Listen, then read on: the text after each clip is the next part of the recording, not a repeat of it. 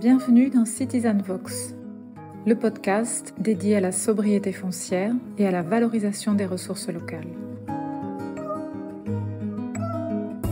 Avec le ZAN, ce désormais célèbre zéro artificialisation nette, la loi climat et résilience pose un nouveau référentiel pour la fabrique des villes, celui de la sobriété.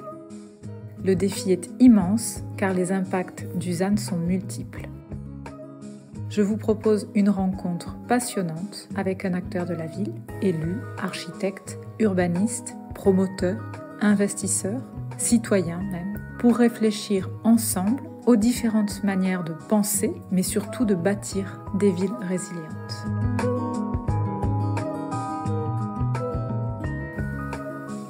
Bonjour à tous. Citizen Vox a aujourd'hui le plaisir de recevoir Stéphane Cordovez, qui est directeur général de l'agence d'urbanisme Clermont Massif Central, mais aussi géographe, philosophe, prospectiviste et photographe. Tout un programme. Stéphane, bonjour. Bonjour. Alors je suis très heureuse de pouvoir échanger avec vous parce qu'on va pouvoir un peu décaler le point de vue par rapport à ce qu'on fait d'habitude et se décentrer du processus de fabrique de la ville en tant que tel pour mettre le focus plutôt sur les activités humaines à l'échelle des sociétés. Parce que vous réfléchissez à la manière dont l'anthropocène oblige à repenser les politiques territoriales. Donc un sujet très intéressant. Vous travaillez à comprendre comment se forment les territoires du monde anthropocène, comment elles se comportent, quels sont les effets sur l'environnement, la nature, par exemple sur les sols, on pourra peut-être y revenir puisque ça nous intéresse en particulier à Citizen Vox. Quelle forme d'expression et de représentation ces territoires génèrent-ils? Bref, on va pouvoir évoquer avec vous toutes ces questions. Mais d'abord, pouvez-vous nous donner quelques éléments complémentaires sur votre parcours? Je sais que vous avez notamment mené des travaux de prospective Territoire 2040. Ça nous intéresse de savoir quelles études vous avez menées, avec quel organisme et comment vous avez construit votre parcours. Alors merci de me proposer cet entretien. Mon parcours est le suivant, assez rapidement. J'ai une formation initiale en philosophie, en sciences de gestion, puis en géographie et aménagement. Professionnellement, j'ai commencé par enseigner la philosophie en lycée, avant de basculer dans le monde du conseil et très rapidement de rejoindre ce qui s'appelait alors la DATAR et de prendre en charge la direction des études, de la recherche, de la prospective, des publications scientifiques pour effectivement travailler sur l'élaboration des politiques publiques, certes, mais plutôt en phase amont, c'est-à-dire les réflexions qui vont permettre de poser des états des lieux, de définir des enjeux et de proposer des pistes d'orientation pour construire ces politiques publiques. Donc ça, c'est une partie importante de mon parcours professionnel, puisque c'est plus d'une dizaine d'années à travailler dans le secteur de la haute fonction publique. Et puis, peut-être toujours en parallèle, en ayant une activité d'enseignement et de recherche, en particulier aux arts et métiers, puis après à l'école urbaine, à l'école urbaine de Lyon, entre autres. Et puis en enseignant à droite, à gauche, en fonction des propositions qui étaient faites. Donc j'ai toujours eu, à côté de mon activité professionnelle principale, une activité de professeur associé, d'enseignement, de recherche. C'est vraiment peut-être une des caractéristiques de mon parcours dans son atypicité. Et j'ai rejoint Clermont-Ferrand et pris la direction générale de l'agence d'urbanisme il y a maintenant un peu plus d'un an et demi, pour changer d'échelle et entre autres pour me situer à l'endroit où je pense les politiques publiques territoriales du monde anthropocène vont devoir se concevoir. On va y revenir, j'espère, en fin peut-être d'entretien. Mais alors, d'abord, pour commencer peut-être par le début, les sujets que vous traitez sont extrêmement passionnants, mais très complexes. Donc je vous propose de faire une interview plutôt glossaire, c'est-à-dire revenir un peu sur les termes, des termes qui envahissent le débat public depuis plusieurs années maintenant, sans que forcément on se repose un peu la question de la définition véritablement des termes, ce que ça implique. Donc c'est ça que je vous propose de faire. Alors, donc on commence par le début. L'Anthropocène, c'est quoi? Et est-ce que c'est grave, docteur? Alors, est-ce que c'est grave, docteur? Ce sera à vous d'en juger. L'Anthropocène, c'est quoi? Alors, peut-être, et ce n'est évidemment pas pour me défiler, mais faut-il commencer par préciser et rappeler que même si le terme maintenant Anthropocène est effectivement dans le débat public, peut-être un débat public encore d'initiés. Je pense que ce qui est aujourd'hui vraiment dans le débat public, c'est le changement climatique ou la crise climatique. La crise climatique étant, le changement climatique étant un des aspects du moment anthropocénique que nous vivons. La perte de biodiversité en est un autre. L'accroissement de la vulnérabilité des territoires avec la multiplication des catastrophes naturelles et de leur impact sur les sociétés en est un autre. Donc, si on prend l'ensemble de ces éléments qui, eux, sont déjà dans la sphère publique et qu'on considère tout ça, ça nous donne un ensemble qu'on pourrait appeler le changement global ou l'Anthropocène. Si on s'attache à la définition plus particulière de l'Anthropocène, c'est quoi? C'est une hypothèse qui a été formulée dans les années 2000 et qui consiste à dire, par ses activités, l'homme a transformé la planète, donc avec ses activités d'extraction, de production, de consommation, a transformé ses milieux, ce que toute espèce fait, habiter un territoire, habiter un espace, c'est le transformer pour le rendre habitable. Mais cette transformation a atteint un tel niveau qu'elle remet en cause, elle bouscule des équilibres qui étaient plutôt... Enfin, des équilibres. Équilibre en soi pose aussi problème, mais pour...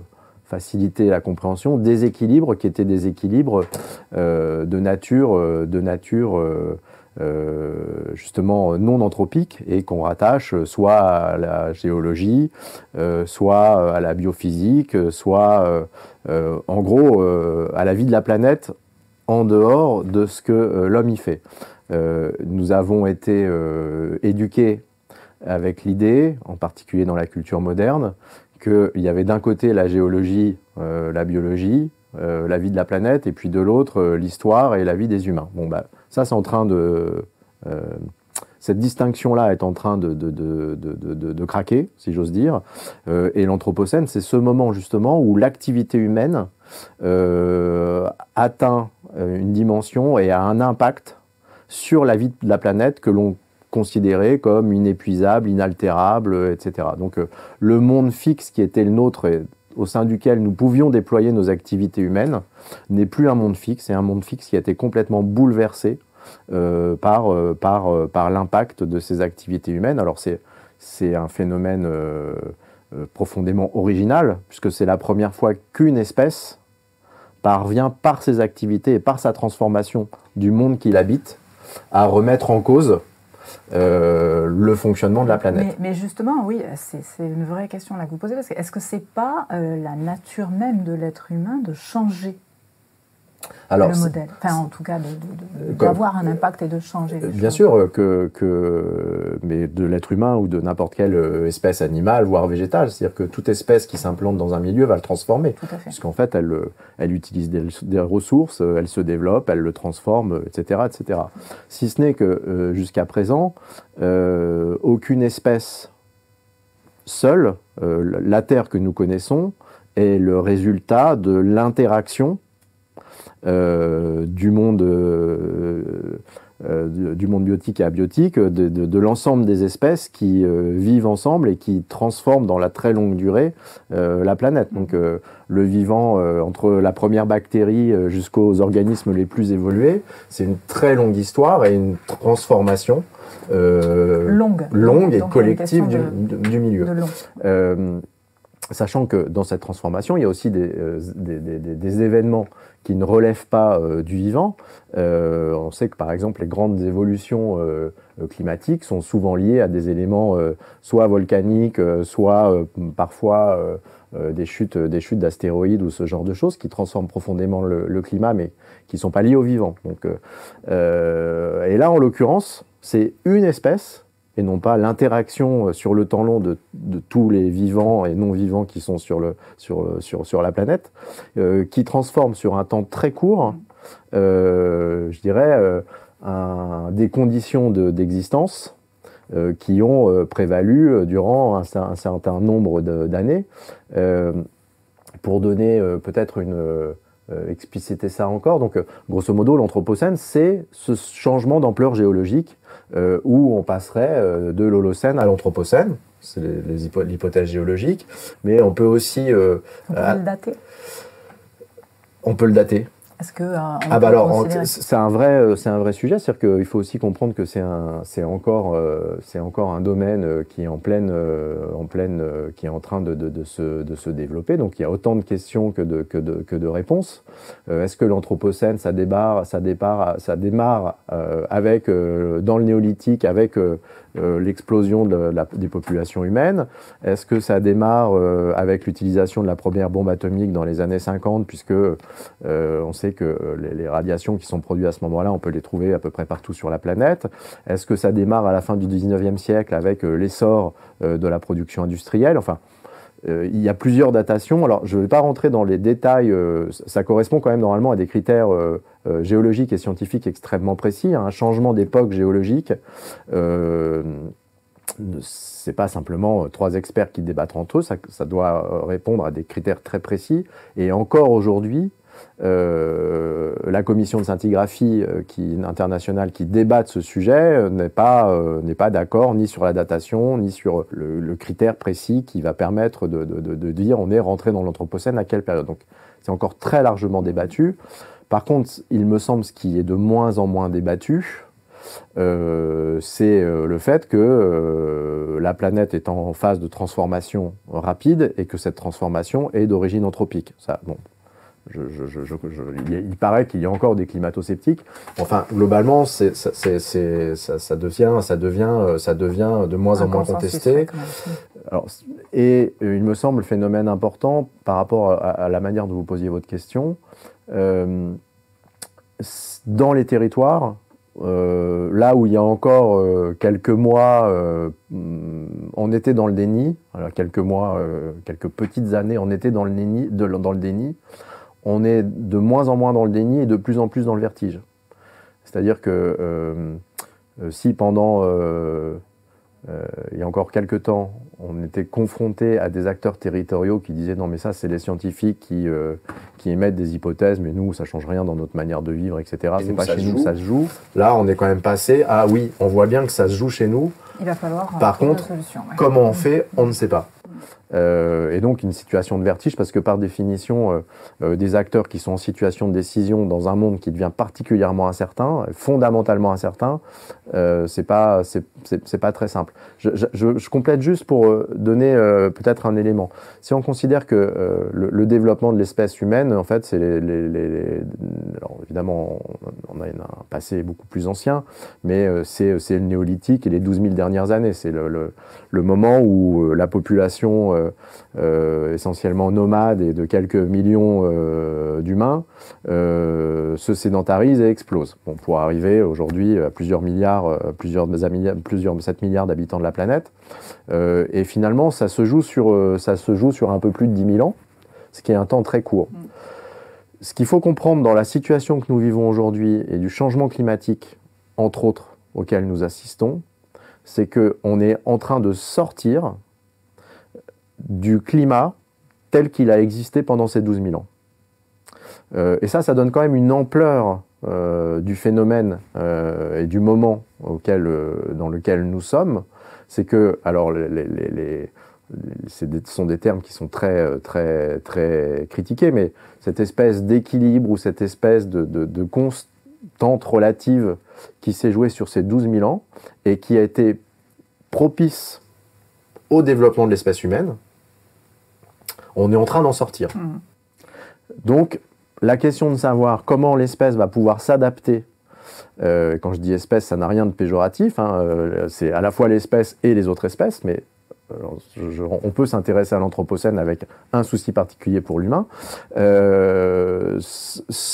Comment on va s'adapter à ça, c'est une grande inconnue. Non. Donc, si je reviens sur ce que vous dites, finalement, l'Anthropocène, c'est le changement des équilibres par une action humaine, qui finalement, on peut considérer que dès le début de l'apparition de l'être humain, au final, l'impact de son activité, elle est réelle sur les équilibres.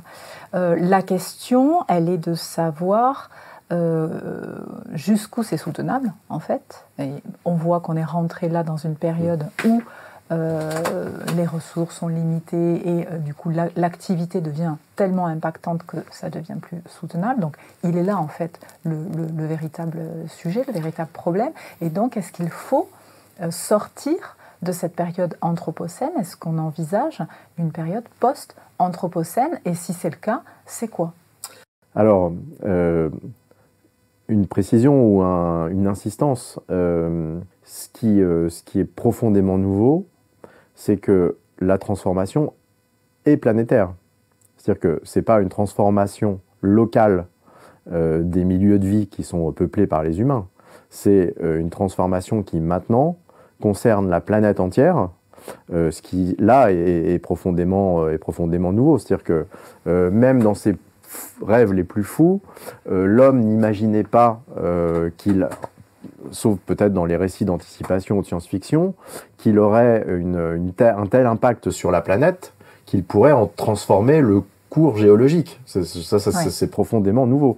Et ce qui signifie aussi que savoir vers quoi nous allons est extrêmement compliqué, puisque le fonctionnement planétaire, qui est un système extrêmement complexe, c'est le climat, mais ce n'est pas que le climat. Il y a des interactions qui sont incalculables, qui sont imprévisibles.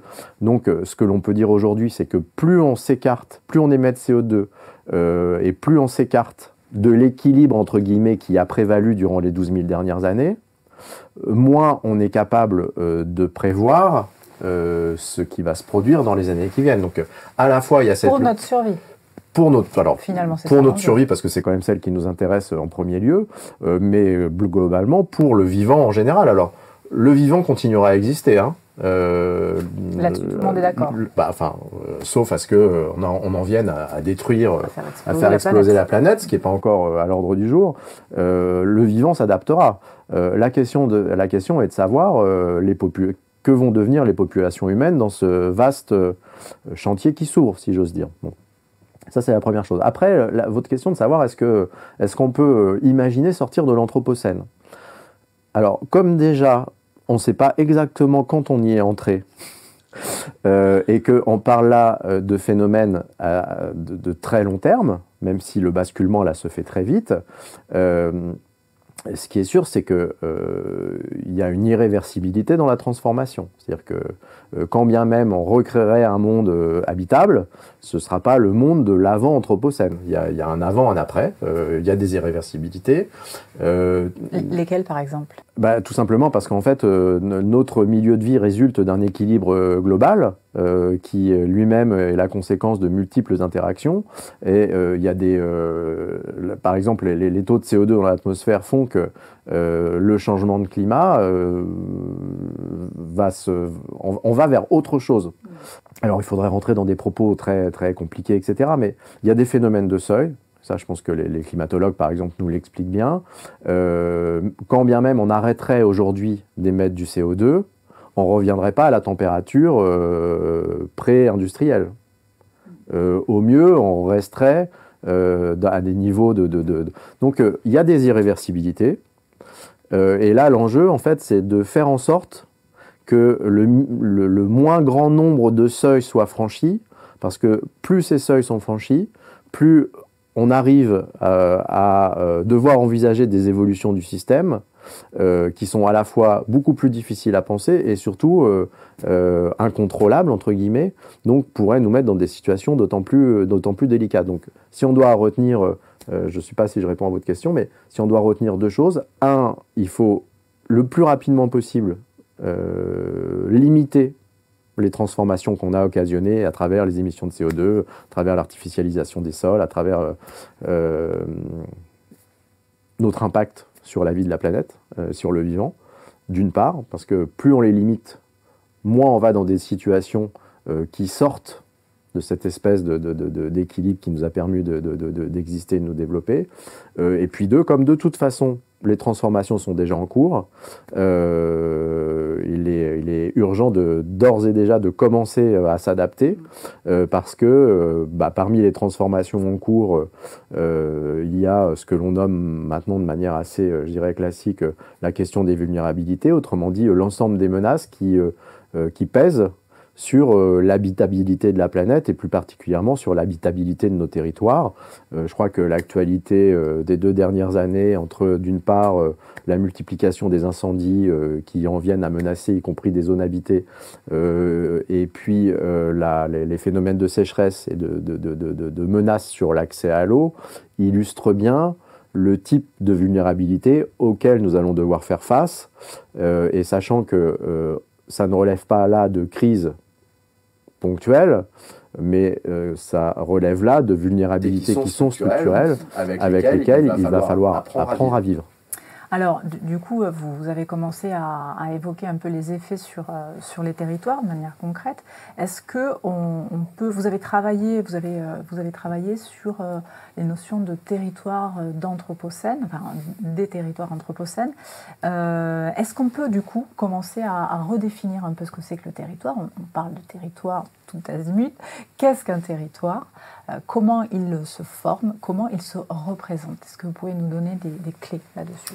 Alors c'est vrai que la notion de territoire en France a un lourd passé. C'est sans doute, alors bon, je n'aime pas trop parler d'exception française, mais je pense que la France est un des pays où la notion de territoire est la plus présente, utilisée à toutes les sauces, et constitutive d'une culture qui nous est propre et qui est une culture, qui est la culture qui nous permet de penser, de discuter, d'aménager le territoire, enfin d'aménager l'espace. On peut très bien penser l'espace sans parler de territoire, hein. C'est pas très compliqué. D'ailleurs, certains géographes aujourd'hui se disent que se passer de territoire sans doute permettrait de clarifier les débats, tant le terme est utilisé à bon et à mauvais escient et avec des sens qui ne sont pas forcément précis. Ouais. Alors effectivement, sans rentrer dans une exégèse du terme, le territoire en fait est devenu un objet politique, est devenu un objet de politique publique. C'est-à-dire qu'aujourd'hui, quand on parle de territoire, beaucoup d'acteurs considèrent que le territoire, c'est les collectivités locales, ou c'est l'État et le territoire national. Donc on a une vision du territoire qui est très politique, qui est très technocratique, qui est très technique, et qui renvoie finalement à la fois à des périmètres, à des manières d'aménager, à des manières de construire de l'habitat, des services, des mobilités, etc., etc. Donc on a une vision du territoire très technico-politique, on va dire. Mais justement, est-ce que les populations, est-ce que les gens s'approprient la notion de territoire? Parce qu'ils parlent de territoire. Alors là, ça fait 3 gros mots, en fait. Les gens s'approprient territoire. Je vais y répondre. Il y a une autre manière de définir le territoire. Quand on lit, donc là, ce territoire-là, c'est le territoire des géographes qui accompagnent la pensée de l'aménagement du territoire depuis 70 ans. Si on va écouter des écologues ou des anthropologues, il y a une autre manière de penser le territoire. Quand Vinciane Després parle du territoire des oiseaux, elle décrit quoi? Elle décrit la manière dont une espèce animale va habiter, habiter un milieu de vie dans lequel elle pioche ses ressources pour assurer son existence. Donc c'est un milieu de vie. Donc ça devient un milieu de vie et le territoire, c'est cet espace dans lequel l'animal va pouvoir exister, vivre, etc. Alors évidemment, là, l'oiseau, il peut faire des routes, des moyens de communication, des frontières administratives, de la fabuleuse ou fameuse identité territoriale. C'est une autre manière de penser le territoire. Et on voit bien que ça ne dit pas tout à fait la même chose. Alors, ça ne dit pas la même chose, mais on pourrait aussi trouver un terme médian. Et le terme médian, c'est de se dire, mais qu'est-ce que les gens entendent par territoire ? Les gens, comme vous dites, ou les habitants, tout simplement, qu'est-ce qu'ils entendent par territoire ? Je pense que, d'abord, quand on fait des enquêtes, on est très surpris par le fait que les habitants ne se reconnaissent pas forcément dans les territoires que leurs élus identifient. Et que, en général, le territoire pour un habitant, c'est plutôt son espace de vie, c'est-à-dire... c'est la notion de bassin de vie. Alors, bassin de vie, c'est aussi très technique et c'est statistique. Donc, le territoire pour un habitant, c'est tout simplement l'espace qu'il a l'habitude de fréquenter, où il va faire ses courses, où il emmène ses enfants à l'école, au lycée, à l'université. C'est, quoique à l'université, c'est plus trop ses enfants, mais enfin bon, passons.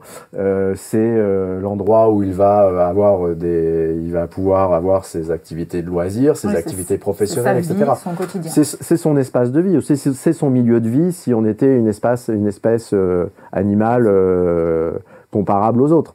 Et là, effectivement, on est un petit peu entre les deux, c'est-à-dire que c'est bien un territoire qui est aménagé, où des services sont disponibles, donc ça croise la première définition du territoire avec cette approche très technico-politique, et puis en même temps, ça renvoie au vivant d'une manière générale, puisque quelque part, même si la manière dont l'homme assure ses conditions d'existence en fait est systématiquement médiée par des systèmes sociotechniques, quelque part on reste des animaux qui devons nous nourrir, boire, nous cultiver, échanger, nous distraire, etc. Donc on peut avoir cette définition intermédiaire on pourrait parler de territoire de vie. Ouais. Est-ce que la notion de territoire, elle a évolué dans le temps? Parce que je vous dis ça pour faire référence à la notion peut-être de terroir. Est-ce qu'il y a une certaine époque, on ne rapprochait pas la question des territoires, des terroirs, et quand même de cette question d'identité dont vous parliez tout à l'heure,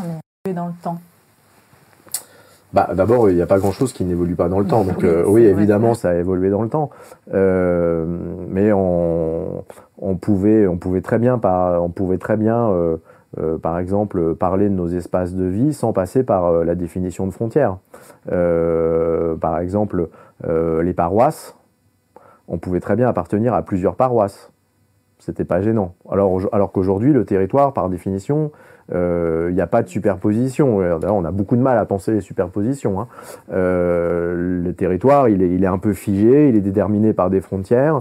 Et puis avec ce débat, qui est quand même un débat complètement incroyable, au vu de l'énergie qu'on y passe et de son peu de pertinence pour répondre aux enjeux qui sont les nôtres, de se dire c'est quoi le bon périmètre, c'est quoi la bonne frontière. Bon, on y passe quand même un temps considérable. Je pense qu'il n'y a pas un seul quinquennat où la question de la pertinence des périmètres n'est pas posée. Bon, alors en fait, c'est quand même assez drôle, parce que si on s'intéresse à la notion de territoire plutôt par les écologues ou les anthropologues, et puis à la manière dont les habitants pratiquent le territoire, on voit bien que cette question de frontière, elle intéresse plutôt l'exercice du pouvoir que les modalités d'habitation ou les habitants eux-mêmes. Donc, mais je ne sais pas si je réponds à votre question là. Oui, la notion de territoire a évolué. Comme toutes les notions, elles évoluent dans le temps. Par contre, je pense que rentrer dans un débat sur cette évolution nous emmènerait très loin de notre sujet. Est-ce que du coup, on peut quand même essayer de penser la notion d'extension des territoires, puisque, et c'est ce que vous dites un peu là sur le périmètre, je crois que l'être humain pense beaucoup en donc d'extension. Est-ce qu'on peut préciser un peu ces sujets? Il y a des débats sur faut-il conserver le concept de territoire ou s'en passer. Dit autrement, je vais faire pour et contre. Pour, il est extrêmement difficile de s'en passer parce qu'il me semble que s'il y a une notion géographique qui est à peu près connue et utilisée par tous, pas simplement le monde savant, mais c'est quand même très pratique d'avoir ce terme où quand on parle de territoire, tout le monde croit savoir de quoi il retourne, mais en tout cas, on voit bien que ça définit un champ, certes, qui peut être un peu fluctuant, etc., mais c'est rentré dans le langage commun. Donc, s'en passer nécessiterait de recréer un langage commun pour parler de cette réalité géographique qui est la nôtre. Donc, à la fois, c'est très pratique de le conserver, même si par ailleurs, la manière dont on questionne les territoires ne nous permet pas forcément de trouver des réponses aux enjeux qui se posent à nous. Mais en même temps, s'en passer obligerait à faire un pas de côté tellement considérable qu'on se demande si on pourrait encore parler des mêmes réalités. Donc il y a effectivement une interrogation sur la pertinence du terme et sur la possibilité ou pas de s'en passer. Mais oui, on pourrait très bien se poser, en tout cas pour poser les enjeux anthropocènes, on pourrait très bien se poser ces questions sans utiliser le territoire et parler par exemple d'espaces de cohabitation ou voilà, ce genre de vocabulaire. Et la notion de ville dans tout ça, est-ce que le rapport au territoire de l'habitant et le rapport à la ville, finalement on a l'impression qu'aujourd'hui les gens font quand même plus référence à leur vie, une question de territoire, quoi. Est-ce que... Vous trouvez Ouais. Non, parce que sur le fond, une ville, c'est quoi? C'est C'est un certain type de territoire qui se caractérise par une densité de population, de services, d'activités. Un des grands chambardements des 70 dernières années, enfin plutôt à partir des 50 dernières années, c'est en particulier le fait que là où il y avait des villes et des espaces ruraux relativement bien différenciés parce que en termes de paysage, en termes de niveau d'équipement, en termes d'activité des populations, on parlait pas de la même chose. La ville, c'est l'endroit où on fait de la politique, où on fait du commerce, où on va concentrer les activités, les richesses, et puis les territoires ruraux, c'était plutôt les endroits de faible densité, avec un habitat dispersé ou en hameau ou en petit village, avec des activités agricoles dominantes. Alors ça, c'était très clair en fait. C'est un monde qui n'existe plus, de fait. Donc on n'est plus sur une opposition, même si cette caractérisation existe encore de manière surprenante. Aujourd'hui, il y a des territoires qui vont se caractériser par des niveaux de densité, des niveaux d'activité, des types de paysages très diversifiés, mais qui ne s'opposent plus de manière binaire, mais qui au contraire s'écartent, je dirais, de manière infime. Et donc, il y a une extraordinaire diversité de territoires, plus ou moins urbanisés, avec d'un côté, effectivement, les villes, et puis à l'autre extrême, les territoires non peuplés. Mais entre les deux, il y a des gradients extrêmement importants. Donc, on pourrait considérer qu'on habite tous des territoires, que la ville est un type de territoire, et puis le milieu périurbain un autre type de territoire, etc., etc. Ouais. Alors, si on essaie maintenant de réarticuler les deux notions, anthropocène et territoire, vous avez travaillé, je l'ai dit un petit peu plus tôt, sur les questions des territoires anthropocènes. Qu'est-ce que vous pouvez nous dire de vos travaux, de vos analyses? Comment ça se manifeste finalement, des territoires anthropocènes? On peut peut-être prendre un sujet un peu précis, le sol. Alors, effectivement, le sol est un bon exemple. Mais je crois qu'on peut répondre assez facilement à cette question. Dans le moment anthropocène qui est le nôtre, Bruno Latour dirait c'est une remise en cause finalement du projet moderne. C'est quoi le projet moderne en termes territorial? Le projet moderne en termes territorial, c'est de considérer que quel que soit l'espace que l'on choisit d'habiter, finalement, peu importe sa dimension physique, ses paysages, peu importe sa nature, on peut l'aménager de la même façon. C'est-à-dire que grosso modo, l'urbanisation du monde, ça consiste à dire que où qu'on habite, on va pouvoir bénéficier des mêmes services, on va pouvoir vivre de la même façon, on va pouvoir consommer de la même façon, on va pouvoir habiter les mêmes logements, etc., etc. L'exemple emblématique, c'est le pavillonnaire. C'est quoi le pavillonnaire si ce n'est qu'un type d'habitat standardisé que l'on va installer à peu près partout sans tenir compte des réalités physiques, biologiques, climatiques dans lesquelles on s'installe. La modernité, ce culte de la puissance humaine, c'est cette possibilité de faire fi des réalités naturelles qui ont longtemps caractérisé la géographie, voilà, la géographie classique. Rappelons-nous, cette géographie qui décrivait des paysages et des milieux qui étaient déterminants, y compris sur les cultures humaines et sur la manière dont on pouvait vivre. La modernité, c'est la remise en cause de ce déterminisme biologique, quelque part. C'est la toute-puissance, effectivement. C'est la toute-puissance humaine où on peut faire ce qu'on veut, où on veut, quand on veut. Bon. Eh ben, je crois que le moment anthropocène, c'est un petit rappel à l'ordre, ce qui ne veut pas dire que ça réhabilite la géographie d'antan où nous étions une espèce déterminée par nos milieux de vie. C'est pas ça.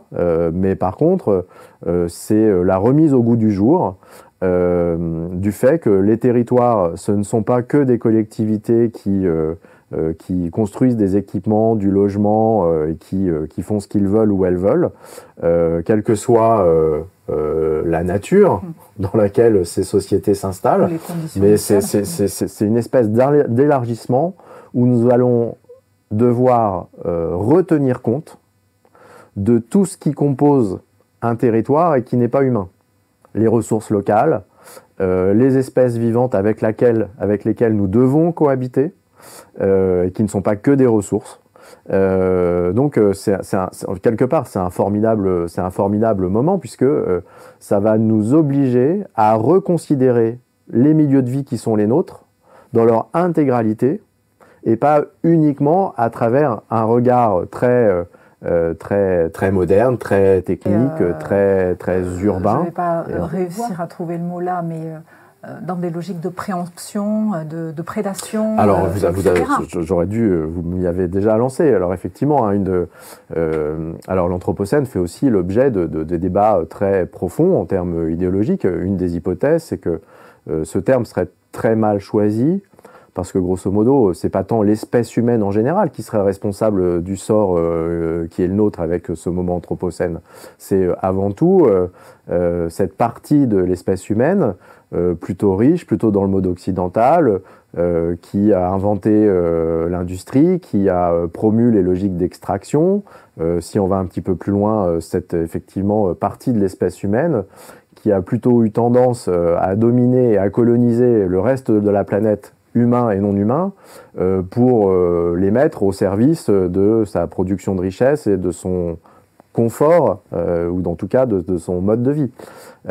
Donc effectivement, une des critiques aussi que l'on peut, enfin une manière de lire notre situation, c'est que la mise en colonie de la planète nous conduit à cette situation et que, je ne sais pas si c'est le post-anthropocène ou si c'est tout simplement s'adapter à l'anthropocène, va nous obliger à reconsidérer cette façon conquérante de voir le monde et qui est quand même assez caractéristique de nos sociétés. De l'être humain. On peut considérer que... Là, on rentrerait dans un débat, dans un débat profondément philosophique, à savoir, est-ce que c'est l'espèce humaine qui a ce comportement prédateur, et auquel cas, finalement, ça reviendrait presque à exonérer de leurs responsabilités les grands gagnants. Ça peut être une manière de voir les choses, ce serait très nietzschéen quand même, c'est-à-dire que grosso modo, de toute façon, nous sommes une espèce conquérante, donc en lutte, et quelque part, c'est pas la peine de faire la révolution, parce que grosso modo, ça change pas la manière de vivre ensemble, ça change juste qui domine ou qui est dominé. Bon, c'est une manière de voir les choses. C'est tout à fait discutable. Et puis, on peut aussi considérer que, avec peut-être un peu plus d'espoir, qu'il est possible à travers un travail politique, enfin, de construction politique, d'envisager de construire un monde plus juste où les inégalités sont un peu moins importantes et où la manière de vivre ensemble ne repose pas que sur de la lutte, mais aussi sur de la coopération. Il y a d'ailleurs des travaux d'anthropologues, d'écologues qui montrent que dans le monde animal, c'est pas tant la lutte des espèces qui permet les évolutions, mais c'est aussi beaucoup les phénomènes de coopération. Donc c'est une interprétation possible, mais ce n'est pas la seule. Et j'avoue, j'ai quand même une préférence pour la seconde plutôt que celle qui nous conduirait finalement à légitimer le fait que les puissants se comportent de manière injuste avec les autres. J'ai bien compris, mais bon, je pense que ça précise bien les choses. Oui, oui, bien sûr. En tout cas, effectivement, il peut y avoir une nature humaine qui est celle de la prédation, enfin, en tout cas, une des parties de la nature humaine qui est celle-là, et puis ensuite, on vit en société, et donc on établit des règles et qui peuvent aller un peu à l'encontre de ça. Néanmoins, je trouve qu'aujourd'hui, le système social, politique dans lequel on est basé sur un système de prédation. Donc comment on transforme les choses effectivement, une des clés, vous l'évoquez, c'est la coopération entre les territoires, la coopération entre les communautés, etc. Comment on arrive à ça ? Alors, vous avez raison. Enfin, vous avez raison, non pas comment on arrive à ça, parce que ça c'est une question, mais vous avez raison. Quand bien même on serait de bonne volonté, et la plupart des gens sont de bonne volonté, c'est-à-dire que il y a finalement, je pense, assez peu de personnes, on pourrait citer quelques noms, mais qui se considèrent comme des puissants tout à fait légitimes à conquérir le monde. Il y en a, mais la plupart des gens, en général, dans leur comportement quotidien, n'affichent pas cette ambition, n'affichent pas cette ambition tout à fait inacceptable, enfin en tout cas quand on ne la partage pas. Néanmoins, il y a dans nos comportements et nos manières de vivre des aspects qui relèvent sans que l'on sache d'une espèce enfin, qui dépendent de la manière dont nous avons colonisé le monde. Un des exemples, évidemment, ou un des aspects les plus emblématiques de cette question, c'est nos modes de consommation. C'est valable, on reviendra au foncier, hein, j'ai pas oublié la question, mais nos modes de consommation, bah, effectivement, aujourd'hui, quand on consomme quelque chose, quand on achète des vêtements, quand on achète des aliments, etc., on les achète à ce prix-là, non pas parce que ça a cette valeur-là, mais parce que d'autres en paient le prix.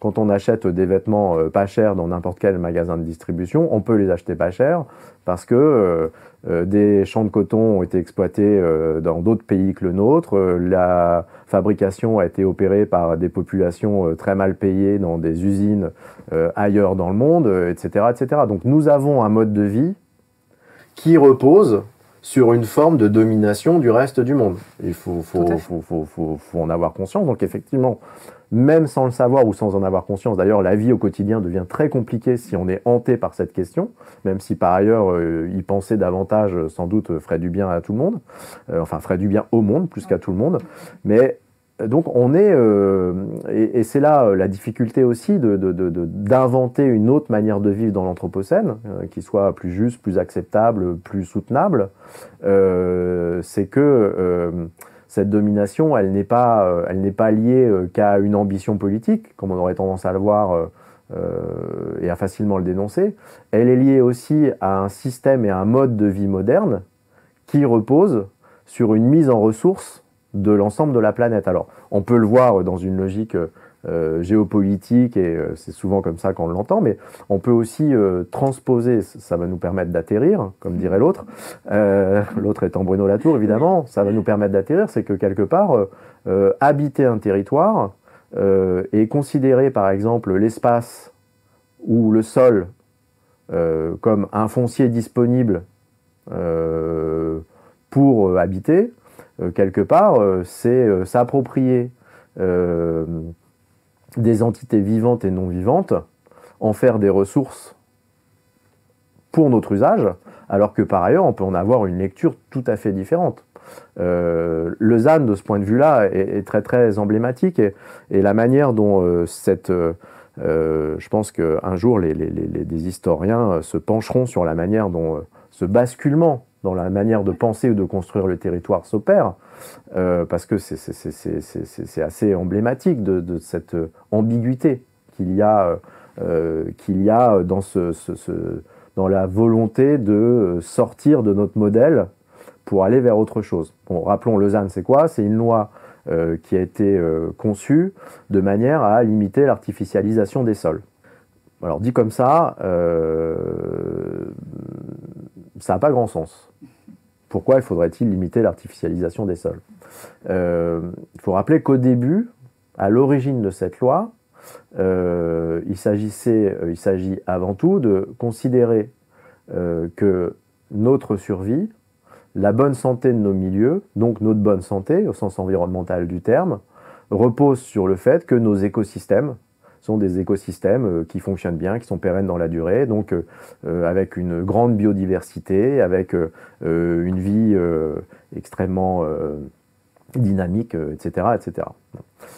Et que la manière dont nous considérons les sols, donc le fait de les artificialiser, qui est déjà c'est déjà un biais. Je vais expliquer pourquoi. Le fait de les artificialiser, en fait, remet en cause la bonne santé de ces écosystèmes et, à terme, pourrait tout simplement rendre les territoires dans lesquels nous vivons inhabitables. Si je prends un exemple très concret, on voit bien que quand, par exemple, on va bétonner, on va construire la ville et bétonner les sols, ça veut dire que l'eau ne peut plus pénétrer, ça veut dire que les sols ne peuvent plus stocker de carbone, ça veut dire que les sols ne sont plus des sols vivants puisqu'il ne peut pas y avoir de vie quand le sol est bétonné, bon, etc., etc. Donc autrement dit, on passe d'un milieu de vie, parce que le sol, c'est pas qu'une surface, c'est un milieu de vie.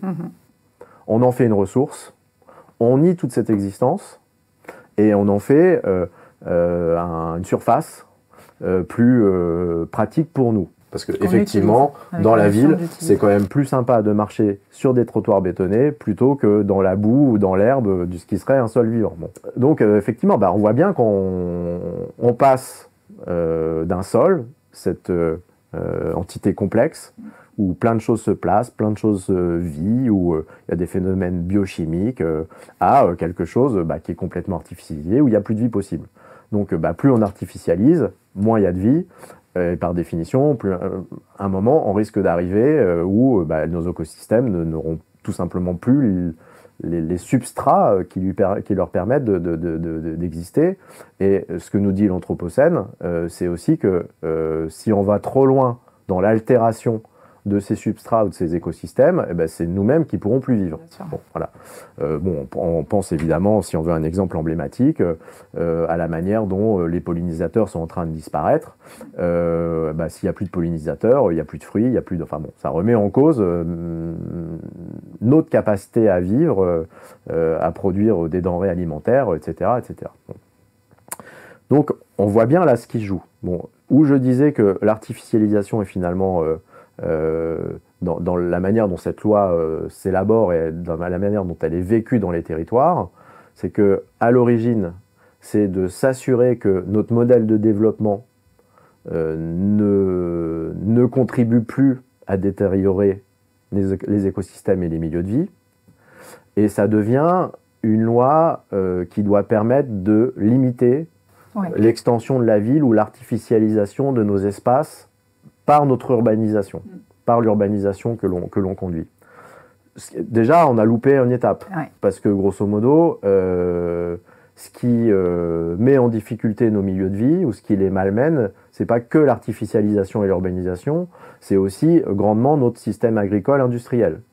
Et que, par ailleurs, certains écologues s'amusent à souligner que des espèces animales trouvent aujourd'hui des refuges dans les milieux urbanisés, parce que les milieux cultivés par l'agriculture intensive a plutôt tendance à les faire disparaître qu'à l'inverse. Donc il y a déjà eu un glissement. Si vraiment on avait voulu préserver les sols et tout ce à quoi ils contribuent au bénéfice du vivant, humain ou non humain, on n'aurait pas fait qu'une politique du ZAN qui vise à limiter l'urbanisation ou la surface artificialisée, mais on aurait mis une politique qui vise à transformer radicalement et notre manière d'urbaniser la planète et notre manière de produire, en particulier notre production agricole qui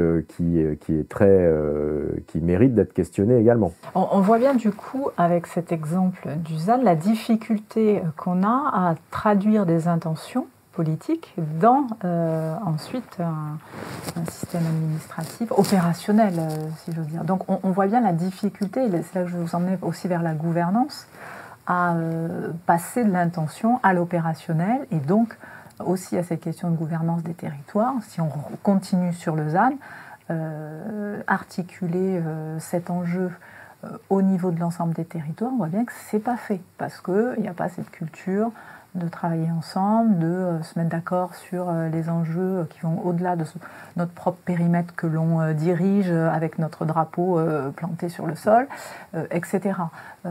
Voilà. Il n'y a pas de question, c'est une remarque, mais je vous laisse... Ouais, non, mais c'est une remarque juste, et en même temps,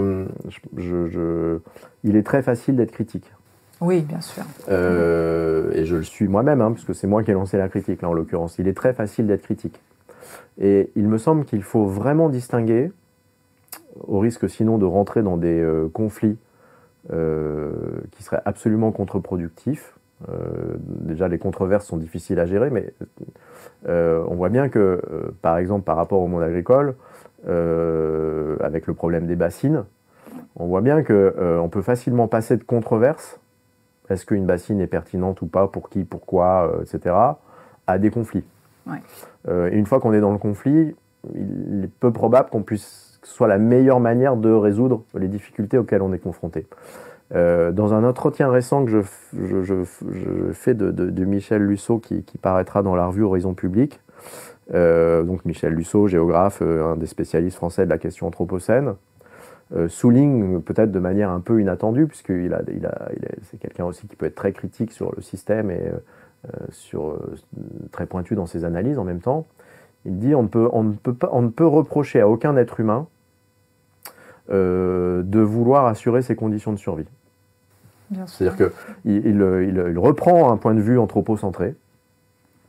On sait qu'aujourd'hui, dans l'Anthropocène, il y a une remise en cause profonde et radicale d'une lecture anthropocentrée de notre monde, en disant mais finalement les espèces animales ont tout autant droit de vivre que nous, il n'y a aucune raison que nous leur imposions quelque chose, que nous les exploitions, pour employer le terme consacré.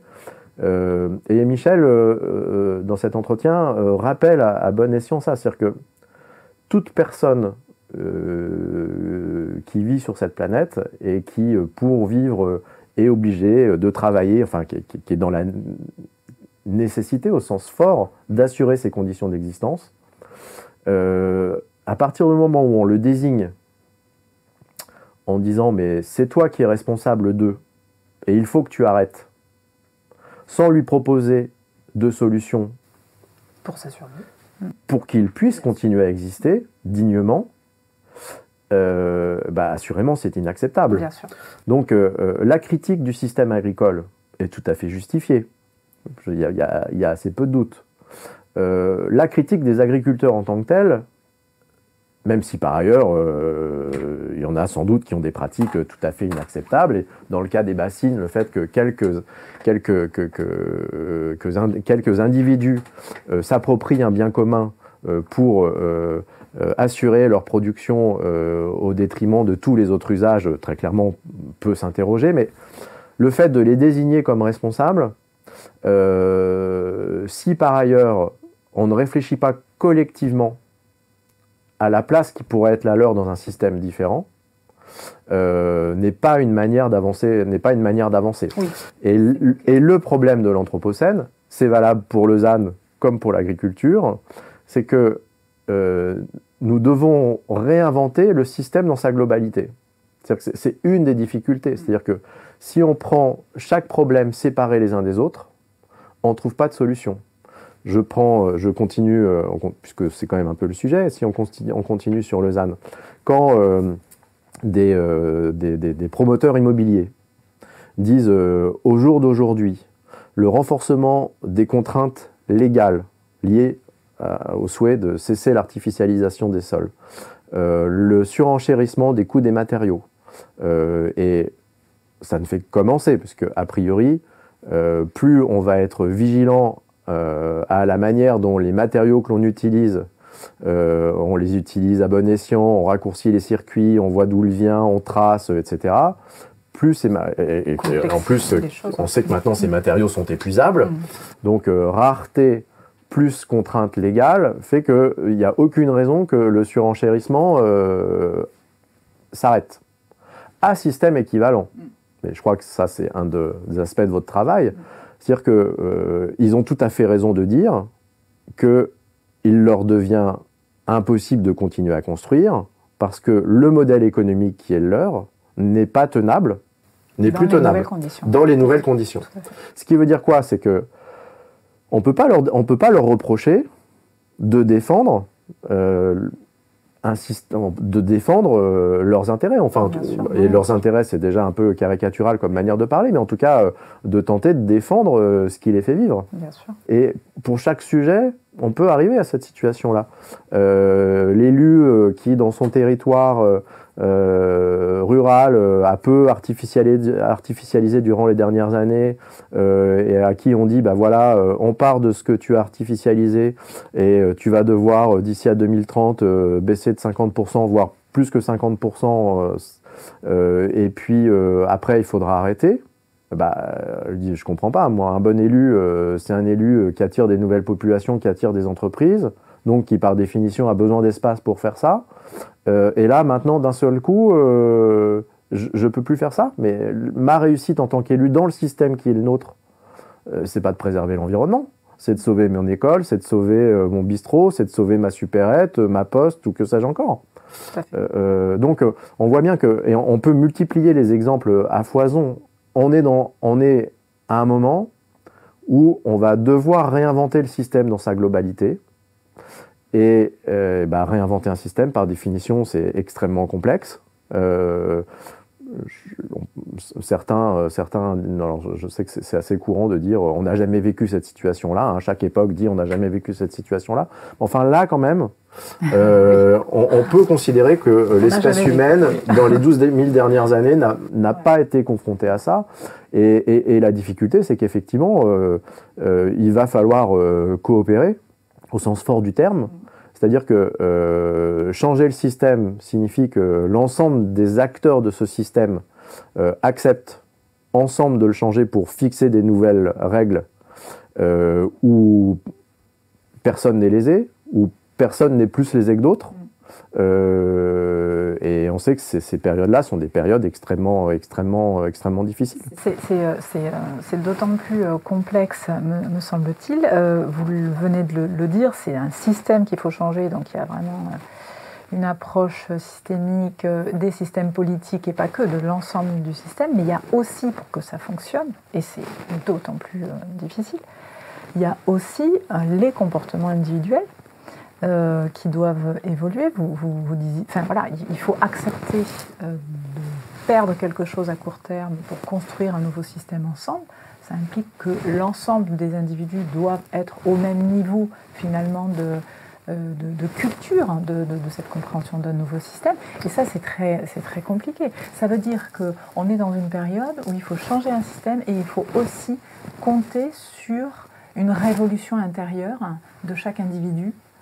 Donc presque une dimension spirituelle du aussi. Sujet. Alors j'aurais pas employé spirituel parce que c'est pas dans mon référentiel. Mais en tout cas, c'est une révolution individuelle qu'il faut à chaque. Alors moi je dis, c'est une révolution individuelle, c'est une révolution collective, c'est moi la manière dont, enfin moi, pas que moi, hein, mais dans les aspects les plus récents de mes travaux, j'essaye de pousser l'idée selon laquelle l'enjeu auquel on est confronté, en particulier cette adaptation au monde anthropocène, ou cet enjeu d'habitabilité du monde anthropocène, en fait, n'est pas qu'un problème scientifique, n'est pas qu'un problème technique, n'est pas qu'un problème politique, en tout cas au sens restreint du terme qui est celui que l'on a dans notre usage courant, n'est pas qu'un problème social, n'est pas qu'un problème économique, en fait, c'est fondamentalement un problème culturel. Ouais. Et pourquoi, dans quel sens je dis culturel? Je dis culturel non pas au sens des politiques culturelles, entendons-nous, je ne dis pas que les politiques culturelles n'ont pas un rôle à jouer, mais c'est un problème culturel au sens anthropologique du terme. Alors, c'est quoi la culture au sens anthropologique du terme? C'est tout simplement les codes et l'encodage qui nous permettent de vivre et d'habiter un territoire. Manger, c'est culturel. Produire, c'est culturel. Consommer, c'est culturel. Faire l'amour, c'est culturel. Autrement dit, vivre en société et dans un milieu, c'est avoir des codes qui vont réguler la manière dont on vit tout simplement, dont on existe dans un territoire. Or, le monde anthropocène tel qu'on le décrit est cette espèce d'épreuve absolument vertigineuse qui consiste à changer le système. Le système, c'est déjà une lecture très technique de notre situation.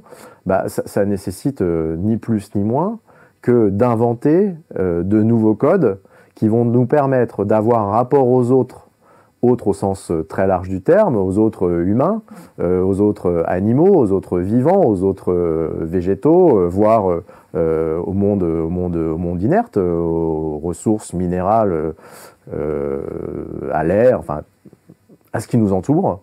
On va être obligé de réinventer l'ensemble de ces rapports.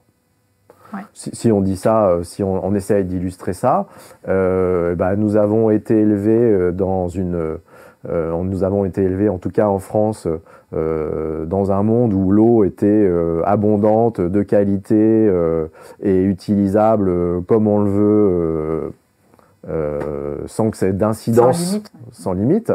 Voilà, là le monde va changer. Ce qui veut dire que d'un point de vue culturel, nous allons devoir inventer un nouveau rapport à l'eau. Ouais. Beaucoup moins dispendieux, beaucoup plus économe, beaucoup plus juste, etc., etc. Et si c'était que l'eau, en fait, c'est notre rapport à tout, donc c'est notre manière de vivre et la manière dont nous fabriquons des mondes qu'il va falloir inventer. Donc c'est une vraie, alors je sais que c'est un terme qui chagrine parfois, c'est vrai qu'il a une triste histoire, mais c'est à proprement dit une révolution culturelle. C'est une révolution culturelle comme il y en a eu d'autres. Il y a eu une révolution copernicienne au XVIIe et au XVIIIe siècle, quand il a fallu considérer que la Terre et les hommes n'étaient pas au centre du monde, mais que c'était peut-être un petit peu différent. Bon, il y a eu des révolutions, déjà, culturelles, qui sont produites dans le monde. On peut aller à la Renaissance, enfin, il y en a déjà eu un certain nombre. Alors en général, les révolutions culturelles, on sait les décrire et les comprendre après. Là, l'enjeu qui est le nôtre, c'est qu'il va falloir construire et faire cette révolution culturelle. Et c'est un enjeu, alors c'est à la fois un enjeu formidable, on pourrait très bien se dire, on va peut-être réussir à faire un monde plus juste. Ou c'est un enjeu aussi vertigineux parce qu'on se dit, mais le monde que l'on connaît, et quelque part, même si je ne suis pas du tout un partisan des théories de l'effondrement, dire que le monde que l'on connaît va s'effondrer, ça c'est fort probable. Oui. Mais dire que le monde que l'on connaît va s'effondrer ne signifie pas forcément que l'espèce humaine va disparaître et que tout va s'effondrer. On peut aussi l'entendre comme une formidable invitation à inventer un nouveau monde. Mais ça renvoie là à ce que vous avez employé un terme d'appropriation tout à l'heure qui quelque part était un petit peu gênant d'ailleurs, puisque c'est vous qui m'avez relancé sur la question de la colonisation, etc. Vous voyez, l'appropriation, dans quel registre de vocabulaire il se situe quand même, hein. S'approprier, c'est devenir propriétaire d'eux. Donc appropriation me va pas trop. Par contre, qu'il faille reconstruire des référentiels communs, des règles de vie, des façons de vivre plus conformes à ce que la planète peut supporter, ça c'est certain. Et ça peut être aussi un défi extrêmement enthousiasmant. Et alors donc, en tant que directeur d'agence d'urbanisme, comment vous travaillez ces sujets concrètement, comment vous accompagnez les élus, les collectivités? Est-ce que vous pouvez nous donner des exemples un peu J'ai bien précisé dans mon parcours biographique qu'il y avait une vie de chercheur et une vie de technicien, et que le lien entre les deux n'est pas forcément facile, à faire. Donc c'est tout autant valable en tant que directeur d'urbanisme, d'agence d'urbanisme qu'ailleurs. C'est-à-dire que les agences d'urbanisme sont un produit de la modernité. Donc si on veut être cohérent, ça veut dire qu'aujourd'hui, être directeur d'agence d'urbanisme implique non seulement d'accompagner ses adhérents dans cette réorientation, je ne parle même plus de transition, je parle de réorientation, nous sommes complètement désorientés, il va falloir nous réorienter. C'est un terme qui a été utilisé par Kant au XVIIIe siècle pour dire dans la révolution copernicienne, il va falloir se réorienter dans la pensée, une manière de dire il va falloir faire évoluer notre culture. Là, on est exactement dans cette situation-là. Ça veut dire quoi? Ça veut dire qu'on se retrouve quand même dans une situation assez paradoxale où ceux que l'on considère comme étant les sachants et qui vont accompagner les territoires dans leur transformation, dans leurs évolutions, dans leur bifurcation, etc., il y a une multitude de termes, se retrouvent eux-mêmes en situation de difficulté puisque comment accompagner des territoires dans leur transformation alors même que ce qui fait l'expertise des agences d'urbanisme doit aussi être réorienté. Ouais. Donc c'est une situation assez de temps en temps inconfortable. On ne peut plus se comporter comme si on était les sachants et qu'on avait une bonne parole à dispenser. Ça ne peut plus fonctionner comme ça. C'est très déstabilisant pour tout le monde. C'est déstabilisant pour les acteurs territoriaux avec lesquels on travaille, qui quelque part trouvaient assez confortable d'avoir cette expertise sur laquelle on pouvait se baser. C'est très déstabilisant pour les experts des agences qui pouvoir s'abriter derrière un savoir institué et facilement déployable. Et quelque part, ça veut dire que nous sommes obligés de nous réinventer ensemble. Et ça, dans le monde qui est le nôtre, ça représente un vrai défi, parce que, par définition, les agences d'urbanisme sont des lieux, des entités, des institutions dont le rôle est justifié parce que ce sont des institutions qui savent, qui reposent sur une légitimité liée à un savoir. Allez voir des adhérents qui vous financent en leur disant « Écoutez, je ne sais plus trop, et il va falloir qu'on réfléchisse ensemble au savoir qu'on va devoir co-construire. » Comment dire, si on transpose à l'échelle d'un restaurant, ça reviendrait grosso modo à dire il n'y a pas de menu, il n'y a plus de prix, mais ça va coûter cher. Et par contre, vous, en tant que client, vous allez m'aider à récolter les légumes et à inventer les nouvelles recettes. Ça change littéralement les conditions d'exercice. Et tout ce qu'on peut dire, c'est qu'on a un travail d'acculturation commun à faire, pour le moins inhabituel. En tant que chercheur, pour finir, du coup, quels sont les sujets là, prioritairement que vous allez investir? J'en ai parlé un petit peu tout à l'heure. Mon sujet en ce moment, il y a tellement de sujets à investir qu'il n'y a pas assez de temps pour les investir. Moi, je m'intéresse vraiment de plus en plus à cette question culturelle. À la fois en tant que professionnel de l'aménagement, de l'urbain, géographe, entre autres à la manière dont notre culture de l'aménagement va devoir muter. Ça, c'est une première entrée. Et puis, peut-être, mais là, c'est plutôt le photographe, ou en tout cas, c'est la tentative de lier ce qui relevait d'une passion privée avec une passion plus professionnelle. C'est de dire, alors tout à l'heure, j'ai pris la précaution de distinguer et de distinguer les politiques culturelles de la culture au sens anthropologique du terme.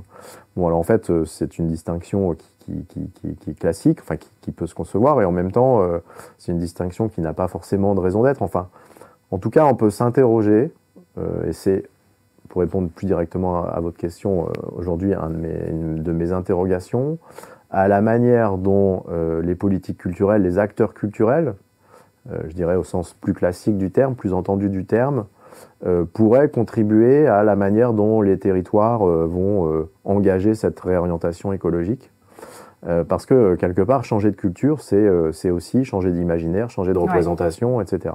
Et quand je disais que la révolution anthropocène pourrait aussi être une révolution heureuse, elle ne peut pas être heureuse si les objets de désir qui sont les nôtres restent les mêmes. Si notre épanouissement personnel passe par des dépenses et une consommation régulière et effrénée, et que le bonheur, la condition du bonheur, c'est ce mode de consommation et le mode de vie qui l'accompagne, très clairement, il est probable qu'on soit malheureux dans les années qui viennent. Donc ça veut dire quoi? Ça veut dire que, pour parler comme certains, la révolution culturelle, c'est aussi une révolution sensible.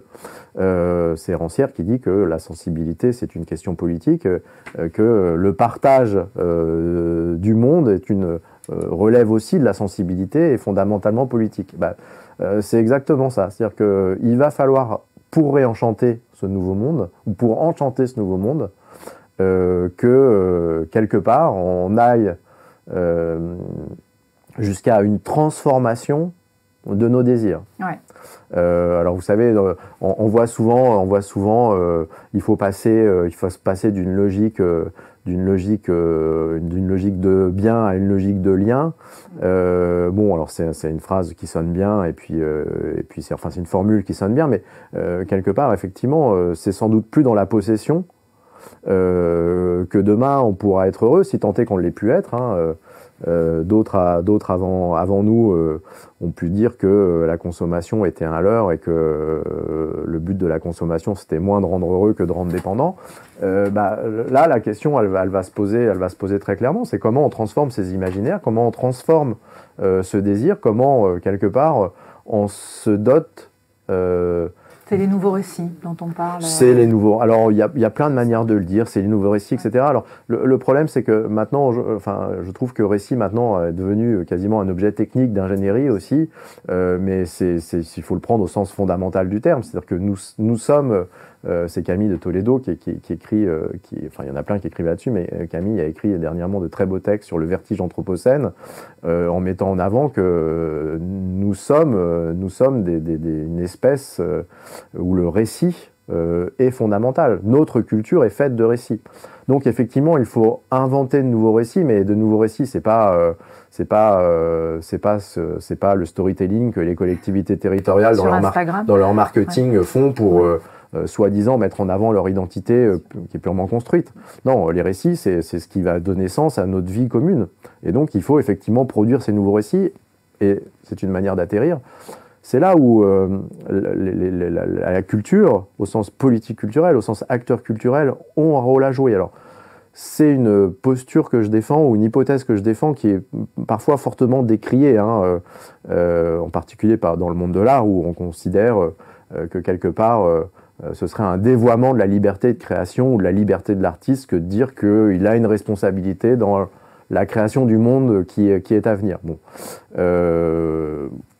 soit. Moi, je pense profondément que ce n'est pas une forme d'aliénation que de considérer qu'aujourd'hui la production artistique doit contribuer à produire les nouvelles conditions d'habitabilité de la planète à travers des nouvelles images, à travers des nouveaux récits, à travers, au-delà de ça, des nouvelles aussi scénographies de la vie collective qui sont à inventer, et que ça me paraît plus intéressant que des productions qui relèvent de valorisation égotique ou de je ne sais quoi d'autre, mais c'est très discutable. Finalement, pour conclure peut-être, il faut repolitiser en fait notre rapport au monde, notre rapport aux autres.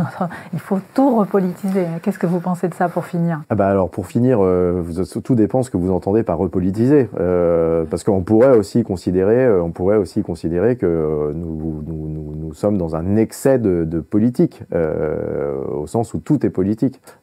Par certains aspects, on pourrait considérer qu'il y a déjà beaucoup trop de politique au sens politicienne, et que quelque part on n'avance pas, on n'en finit pas de régler ces querelles d'ego, de pouvoir, etc. Et puis d'un autre côté, effectivement, on pourrait considérer qu'il faut repolitiser au sens où toutes les questions dont on a parlé là, y compris qu'on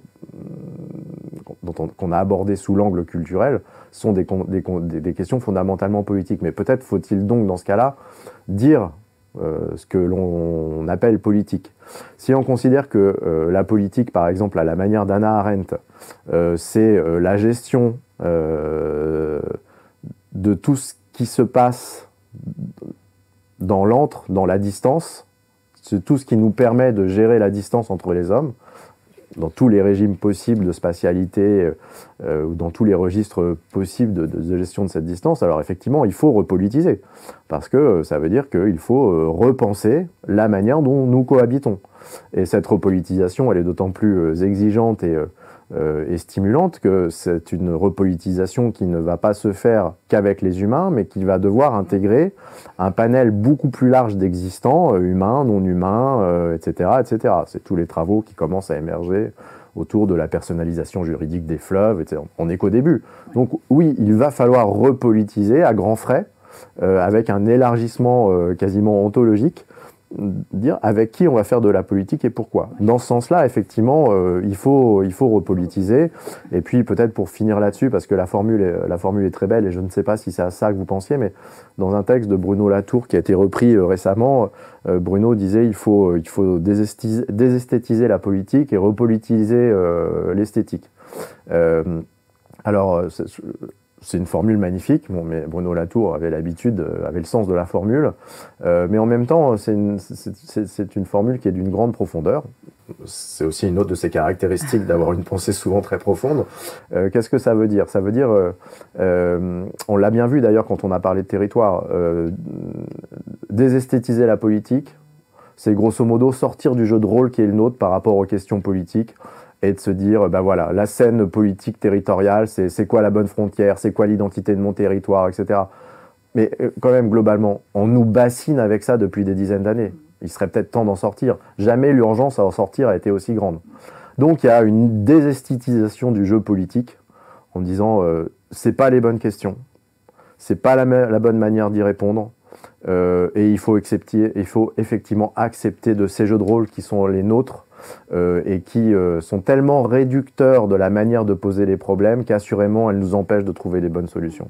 Ça, c'est désesthétiser la politique. Et puis, dépolitiser l'art, et on finira là-dessus si vous voulez, ça consiste justement à dire que l'art, ça consiste pas simplement dans un acte de création individuelle qui met en avant le génie de ceux qui sont concernés, mais que l'art, au contraire, c'est un exercice qui doit permettre d'inventer la manière dont on vit ensemble, dont on cohabite ensemble, la manière dont finalement on se dote d'un espace, de valeurs, d'images, de récits communs.